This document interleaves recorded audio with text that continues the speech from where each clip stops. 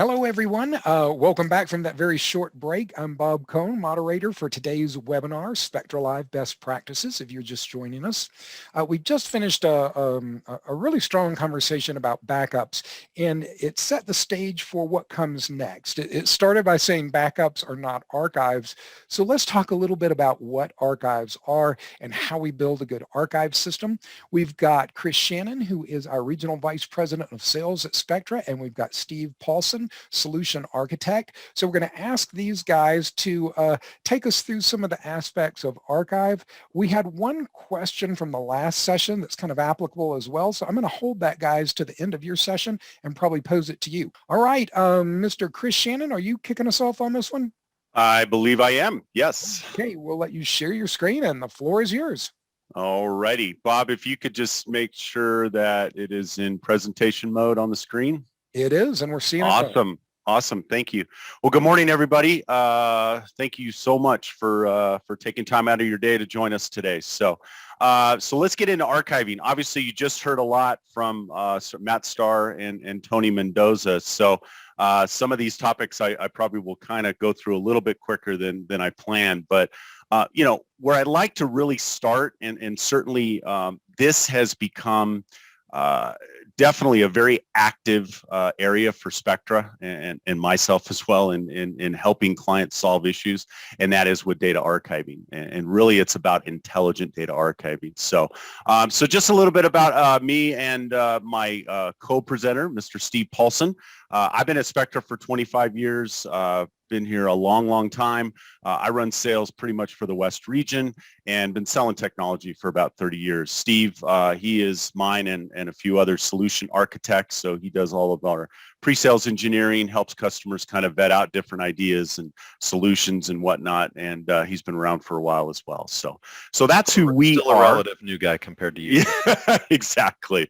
Yeah, 25 years. Although we have many that are over 30. So that's, I think, speaks well for Spectra. So, okay. So Matt kind of addressed this. So again, I'm not going to spend too much time on this, but I really think there's certainly a clear difference between backup and archive. It's important certainly to know the differences, and really they apply in different areas, but there is some overlap as well, like Matt said.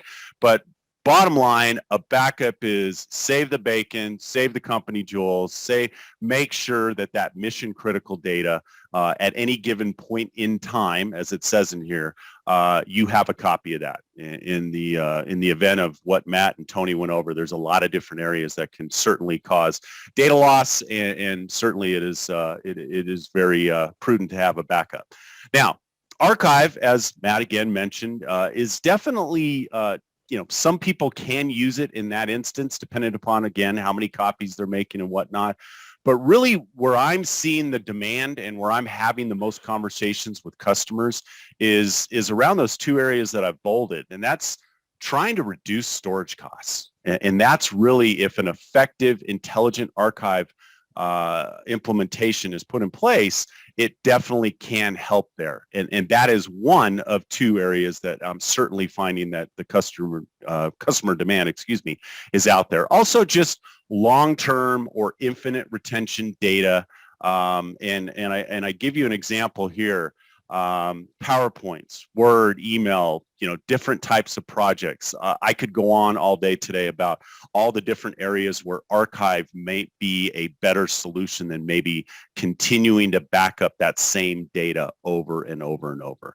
And that's really where archive comes in, is it allows you kind of a release valve to maybe free up some of that tier 1 storage and free up that normal backup process for that mission critical data and get that old stuff off of there. And hopefully today we'll kind of explain and describe to you guys some different areas that we can help there, that many companies can help. So, but those are just a few. The Joe Cat pictures, that was a kind of a, I don't know, it was some blog or something that we caught online, but there's a lot of truth there. There's just a lot of different types, I won't call it junk, but data that is sitting and spinning on your tier 1 disk that just doesn't need to be there. So certainly archive is definitely a good avenue to maybe explore and see if that might be an option for you. Again, We all know budgets aren't increasing. IT budgets are, if anything, shrinking. We need to do more with less, and we believe that a good intelligent archive implementation can help. So that's what we're going to just share with you guys a few ideas today about. But where we want to start is kind of, we've described 6, 7, 8 different tenets of a good archive implementation. Not backup, but this is archive. And Steve, that's kind of where I wanted you to jump in and maybe run through a few of those, and let's get these folks thinking about that. Yeah, absolutely. Thanks, Chris, and thanks everyone for joining us. And your time is valuable. Your business is incredibly valuable, and that's really what we want to address. I loved listening on Matt and Tony's session. Really encourage you to go back and listen to that recording again. And as you take hopefully just a few simple notes here in this archive segment, really understand the overlap in terms of best practices with archive and backup, but really understand the fundamental differences and why this matters to your business. And whatever that threat is that's coming at you, natural disaster, ransomware, really understanding from the perspective of your business, what is it going to look like to recover? What things do we need to put in place now? And we absolutely believe, as Chris said, that a good solid archive strategy is inherently part of that overall data protection strategy. But it's not about just protecting data. It's about protecting your business. So let's jump into this. And Matt referenced this, and I really want to beat this drum loudly up front. Backup and archive are two different things. Are there cases where it can be similar, or barchive? We've heard that term. Yes, but it's kind of rare. So backup really is that hot data. It's that it's today's business. It's me working with my customers. Today, this week, it's the hot data that if there's some kind of ransomware attack or some other kind of disaster, you need to be able to recover your business very quickly, right? And by having a good solid archive strategy where I've taken that cold data, I've moved it off to a lower cost tier, I don't really have to focus so much on recovering my archives. I really have to focus on recovering my business, and that's that backup strategy. So there's a lot of really good software packages out there that provide that sort of instantaneous recovery, and a huge focus for Spectra is on that archive space, moving data off to cooler tiers, lowering your cost, certainly as Tony and Matt talked about, shrinking that impact zone, the blast radius, if you will, of that attack. So as you're thinking about archives, really one of the core things you want to think about is open standards, right? And this is why, as Matt mentioned, keeping backups for a really long time, that's not the same as archive, right? Because these backup software packages, they're great, and this is absolutely nothing against any of them. They usually use some kind of proprietary format. So if you've got some kind of data locked away in a proprietary backup that you need to keep for 7, 10, 15 or more years, you want to think forward in terms of your business. What kind of agility do I want to have 10 years from now? What kind of solutions are there going to be? And if you've got things locked up in proprietary standards, it's going to be really difficult. It's really going to limit your business options. And so as you think about an archive solution, think about open standards. Think about setting yourself free from vendor lock-in. And as you're looking at these colder data, the colder tiers of storage, really focus in on open standards to give yourself that kind of flexibility moving forward. Go ahead and jump to the next one, Chris. Think about metadata, right? And this, for some of you, this is going to be old hat. This is a topic that you know very well. For some of you, you may not really be sure exactly what metadata is. Very simply put, a piece of metadata is something that describes the data, right? So you think about a movie clip. It might be several gigs, might be a few terabytes. A piece of metadata might be the camera that shot this content, or a genomic sequence. It's the instrument that this sequence ran on. These are metadata descriptors. The power of metadata, as we often talk about data just growing explosively. The power of metadata is in the ability for you to categorize and be able to search very quickly and easily through your archives So if you're a genomics business and you've tagged huge sequences with the specific instrument that ran the sequence, later on, years down the road, you need to think about, well, how do I find all of the sequences that ran on that machine? Metadata is the power that allows you to do that. Again, for some of you, this is old hat, but really understand the power of metadata, the importance of metadata as you think about an archive strategy. And with a good metadata management system, it really becomes your digital librarian for all of your historical data and makes it searchable. More importantly, it makes your historical data valuable, right? So that you're not just saving it to keep it around forever. You want to be able to monetize that and help your business to grow on that. Next, data integrity. This is absolutely critical. The checksum of a file. It is the unique fingerprint of that file. It's a mathematical calculation based on the ones and zeros in the file. And checksumming your data right up front and having an archive strategy that builds this in is really important, because as you're saving that quote-unquote gold copy of your data, you want to know that it's bit correct going in, and years from now, if I want to pull it out 5 years from now, I want to be able to run that fingerprint again, make sure that nothing got corrupted, nothing was changed. You think about things like evidence retention, right? I need to be able to do change detection. Did someone get in here and do something with this? The checksum gives you that fingerprint, that point in time, and allows you to verify over time. And there are other things coming up here where this is going to be really important. And Matt mentioned this also. Your archives are going to move through time, right? Your backups are going to be shorter, temporary, but your archives, your gold copy, the things that I need to retain, they're going to have to migrate through time. And the checksum allows you to really understand my data is secure, it's safe, and I can migrate with confidence. Speaking of migration, this is often one of the painful things about storing a large amount of data over a very long period of time. You will come up on technology refreshes. If you're doing disk to disk, if you're doing tape, and I think a lot of customers think, well, I'll just put it all in the cloud and they'll worry about it for me. As we've seen, the cloud is not, it's not the cure-all, right? They're shared responsibility models. You're not necessarily 100% safe in the cloud from all of the various threat vectors that are out there. But you want to think about, what is it going to look like in 5, 7, 10 years? What is that migration going to look like? Whatever media I'm putting my archives on, that's going to have a lifespan. And so a disk system might be 3 to 5 years. A tape, hey, an LTO tape has a shelf life of 30 years, but the tape drive doesn't, right? So you're going to want to think about, how am I going, based on what I know today, how am I going to migrate this through time? Am I selecting an archive strategy and solution that's going to enable this? So 5 years from now, if I'm retiring or whatever it's going to be, whoever I'm passing the baton to, am I really handing them a difficult task, or am I handing them something that's going to make their life easier, and again, preserving the business, reducing those operational expenses? And diversity. This is a wonderful word in a lot of realms, especially in archive. So if you spend any amount of time talking to us at Spectra, you've probably heard things like genetic diversity, right? And this goes back to the 321 and 3210 rule that Matt was talking about.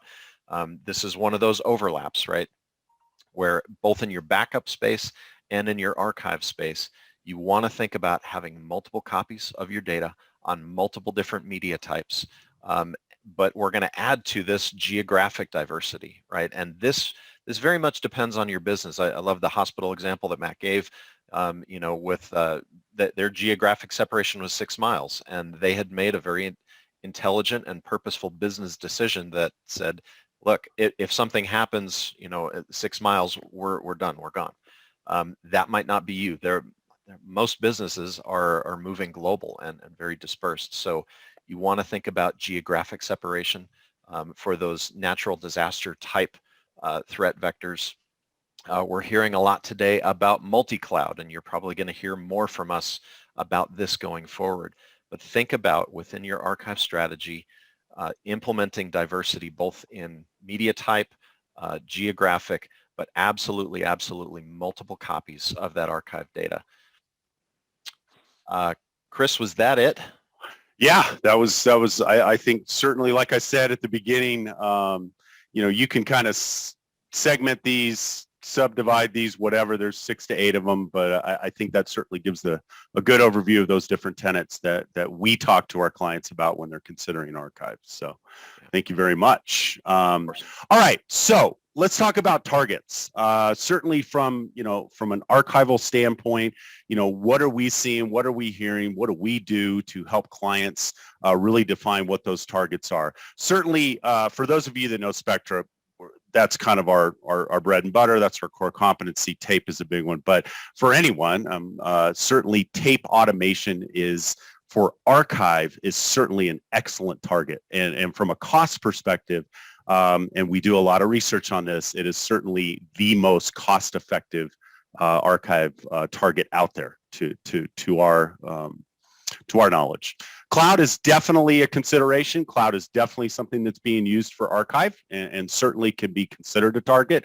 Maybe a little more expensive than tape, but in the grand scheme of things, if that's certainly the better route for you, but certainly cloud is an option. It is certainly low cost. It's off-prem. And, it's the trend out there. Definitely a lot of folks are talking about it. A lot of folks are using it. And certainly out of sight, out of mind, it's maybe viewed upon as a little easier. Lastly, disk.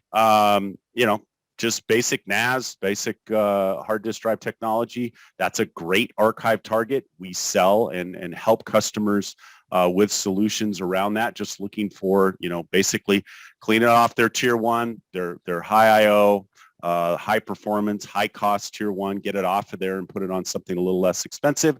Disk is certainly another target that should be considered. And but when you compare it to maybe cloud and tape, it's certainly going to be a little bit more expensive. Your Chris, prices may vary. Please. Chris, if I can just jump in, Sure. We want to acknowledge that what's old is new again, right? Yeah. And when you're thinking about your archive data and the analytics space, right, there are a lot of tools out there really growing, especially in the cloud as well, that help businesses to reanalyze their archive data and draw insights out of it. And so as you're building your archive strategy, you want to manage the cost. You probably want to have multiple tiers within your archive strategy so that you have the opportunity to wake up some of that data, analyze it, draw some insights from it, and continue to build your business. I just want to acknowledge that. Now, that's all good and well. Easy targets, again, tape, cloud, disk, whatever. But really where we find some of the hesitancies, some of the concerns is, how do I manage it? How do I, what's the best application? We all know about stubs and, old HSM products and things of that nature. But I am here to tell you that certainly from an archive perspective, we have come a long way, and there's a lot of different applications out there that can now be used that just make archive a much more realistic goal for many companies. So, I kind of tier this the way I did on the last slide. There's a lot of different options out there. So I kind of start at the most basic, very functional, very good products that do the job when it comes to identifying data that probably could be archived, and then moving that data, protecting that data, and then obviously having the ability to retrieve that data when you need to, no matter what the target is. If it's cloud, it's tape, it's disk, it doesn't matter. Spectra has a product called StoreCycle that has been doing quite well. There's other products out there, as you can see, Comprise, Coringo. I didn't list them all, but from a functionality and cost perspective, they all kind of fit in that category. You may already be using something like Veeam or Commvault or Veritas or Cohesity or Rubrik. There are archive components in those applications that you can basically just point that data to a target, like I talked about on the previous slide. They get to be a little bit more expensive maybe, but not too bad. Cohesity and Rubrik are more of a consolidated kind of appliance, but really built on software. Veeam and Commvault are software only. But those products we certainly work with and have a lot of experience with in the field. Then if you want to get to what I call the top shelf, these are the creme de la crop. These things will do everything but maybe walk your dog. I mean, they do a lot of different things that maybe those two previous columns do not.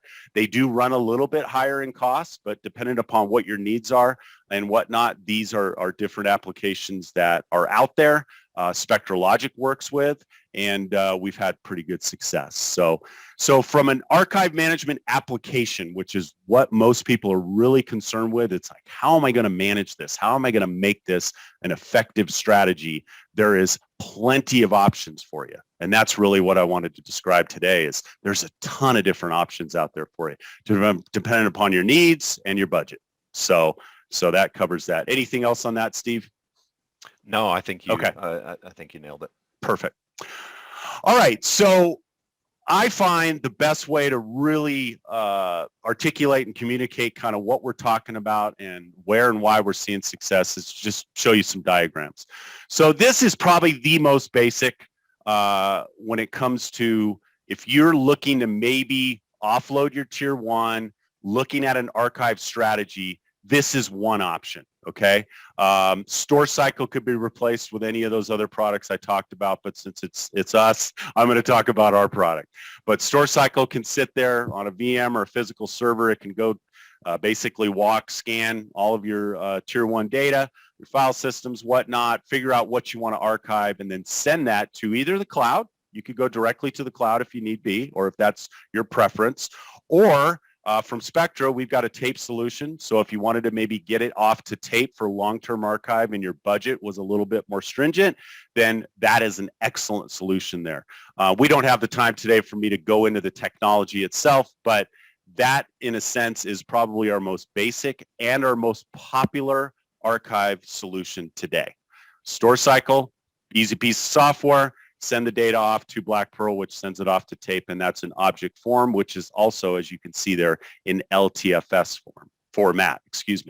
That makes it non-proprietary. You could read it anytime, anywhere, whenever you need to. So great solution there. A couple of customer just examples. Flatiron Institute is part of the Simons Foundation. They do a lot of life sciences research, tons of data. They use Store Cycle in our Eon browser. They send that data off to Black Pearl, which they do send some to disk, and then they send another copy to tape. So this is a perfect clean-cut example of a great archive solution that a customer is using. Another one, they're not using our product for the software, but they are using our hardware. So again, I wanted to give you guys, a great, just kind of good breadth of examples of how people are using this and how people are archiving. This is a lot more in depth. It's a lot more intricate of a setup, but very functional and is saving the customer money. That's what's most important, as well as certainly adequately and efficiently protecting their archive. And that's really what that is. Big bank out in New York, I believe, or New Jersey, in upstate New York, again, using Store Cycle, and then sending it off to Black Pearl, which again sends that data off to tape in LTFS. Here's one that we just recently did a customer profile on. This one's over in the UK, the Imperial War Museum. But again, I'm not going to go through all the details. You can see the picture there. This is kind of a classic archive. They're actually also ejecting a copy and moving it to another location. So this kind of hits on a lot of what Steve talked about and some of those different tenets. But again, they decided that tape was definitely the way that they wanted to go. They could have, chosen the cloud as well, and probably are using it for other things, but for their very highly critical, very important, obviously, imagery and content and data, they need to protect that data, but they can't leave that stuff spinning on the high performance, higher price tier one disk. So they've, basically decided to design this in, Also, I can't mention the name, but a very large, and again, as you can see, these folks are using Architecta. They had some very, very stringent requirements when it came to archive, but they needed a centralized archive, lots of data within this company, didn't want to use the cloud, so we implemented a very, very large tape archive for them using our Black Pearl product, one of our tape libraries, and one of our partners, Architecta, to manage the archive. So Again, as you can see, all different sizes and types. We can help folks that got 100 terabytes. We can help folks that got 50 petabytes and everything in between. So it just depends upon what your needs are. NASA Ames, you guys are all aware of them. They're using a product called DMF and using a lot of tape out there for different projects. As you guys know, NASA does a ton of different things and obviously creates a lot of data. So this has allowed them to do that. I mentioned Rubrik and Cohesity. We partner with both those companies. Great product, and certainly they've got a pretty good footprint out there. We are basically coming in and helping them and helping their customers when maybe they don't, again, want to back up or don't want to send all that data to the cloud, and maybe they need, just an archive repository. We have our Black Pearl NAS that hangs off the back end of a Rubrik box and provides archive. They can also send data to the cloud, as you can see, but here's just another, kind of example of what we're doing with archive. And then the same with Cohesity. It's pretty much between Cohesity and Rubrik. Again, two great companies, love partnering with them, and it's pretty much the same type of use case and the same type of setup. We're just an NFS archive out on the back. So there's a lot of different avenues that we can go here. Anything I missed on the use cases, Steve? Anything you wanted to mention? No, you really covered it well, and okay. I would just really want to press the point that one size does not fit all here, right. And that's why my team exists, right? We are here to work with you to understand your business, to understand the different kinds of things that you need to accomplish as a business in your data protection strategy. So one size does not fit all, and we're just happy to work with you. Cool. So in wrapping up, which I think I'm just about out of time, so kind of why are folks coming to us? Why are folks certainly looking at different ways to basically relieve the massive amounts of data that they're having to manage, that they're having to budget for, that they're having to figure out how to store? Certainly reduce overall storage costs by freeing up some room on that tier 1. You certainly improve that storage performance. Matt and Tony talked a lot about this, but this is a big piece of why we're seeing an interest in archive, and that is to reduce their backup data sets, make it more manageable. Also, as we talked about, reduce that blast radius that maybe the ransomware, the bad actors can get to. That's a perfect reason and a perfect use case of why folks are looking at archive. Allow for more flash investment. if you reduce that amount of data that has to run on that tier 1 storage, that certainly helps. It obviously allows people to safely manage and store their retention data that they have to keep around forever. Don't disregard or don't discount tape. I mean, tape is certainly a different animal in the archive space versus backup. Tape, again, when you set that up as an archive target, you're not touching it as much, you're not ejecting as many tapes. If you size it right, and if it's located in the right spot, you're not having to go to Iron Mountain. I mean, it's a completely different use case and experience if you're considering tape for archive versus backup. That's the one point that I really wanted to stress. So, and again, I just talked about that. LTFS we talked about, and again, the technologies are there now, specifically in the applications. So just a quick commercial on us. We do all this stuff. We do tape, we do disk, we do object, and I mentioned StoreCycle. Lastly, we are a leading contributor and member of the Active Archive Alliance. I'm not sure if I left Betsy enough time to talk about it. I apologize. But if you want to learn more about archive, check this out. Betsy, I'm sorry. Go ahead. Yeah, no worries. Say a few words there, Betsy. Sure. So Spectra actually started the Active Archive Alliance a little over a decade ago. I am now co-chair of the Alliance with my friend and colleague Rich Gadomski with Fujifilm, and we are a growing organization. We're up to 17 members. We're vendor neutral. We're committed to educating the industry on what an active archive is and how to implement a modern archive strategy. We're actually holding a virtual conference on May 13th 14th, and you can go to activearchive.com. I think Katie also just dropped the link to register in the chat. So if you want to come and hear from the 17 different member organizations about best practices in setting up an active archive, that is a great place to start. Okay, great. And we're right at time, but we have 2 questions. Let's take them quickly and we can get into that 5-minute break we had scheduled. One, as I mentioned, came from the last session, kind of late, but it's very applicable to this. And that is, are there any solutions you recommend to scan and validate the data copy before making it a gold status copy? So Steve, you might be a good one for this. You talked about checksums and, those fingerprints. What would you say about what do you do to make sure that gold copy is truly gold before you put it off and expect to come back 5 years later and read it maybe?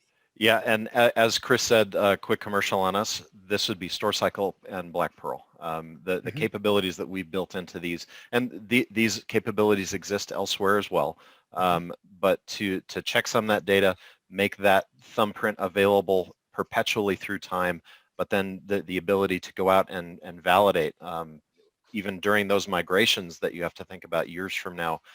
We've built all of those tools directly into our product portfolio. I'm an expert on our stuff. I'm not an expert on everybody else's, but yeah, certainly StoreCycle Black Pearl tape. It's a beautiful solution that does all of that. So and if you're out, if you're out shopping, one of the key things to look for as you kick the tires, so to speak, is checksumming. Do they check some on the read? Do they check some on the write so that you know that you're getting good data when you store it away? Is that pretty fair? Absolutely, Bob. Okay, great. And then the question that came in during this is, can backups be converted to archives? And Steve, I might hit you again. You talked about metadata and the importance thereof and tagging, and say a little bit about whether you think a backup could be converted to an archive. Yeah, generally the answer is yes. More specifically, it'll depend, right? What was it that wrote that backup, and is that in a proprietary format? Generally, backup tools, if a backup tool wrote something, it might even be keyed to the serial number of your backup tool instance. That backup tool is going to have to do some level of restore before something like StoreCycle or one of our other software partners can really get at that and deal with just the raw data in its native format. So yes, backups can be converted to archives. Might be a little bit of a process, but again, a good archive strategy is going to revolve around some level of migrations. That migration might be a little more painful than future ones. Certainly we want to endure the pain once, right? And then give you a solution that will be very easy to manage moving forward, as long as you need to keep that data even out 30, 50 years. So again, those rule of thumbs would be look for something ideally that's non-proprietary, whatever you're working with, and look for something that you might be able to add metadata to or tag as such to help for future research. Okay, great guys. Thank you so much for that.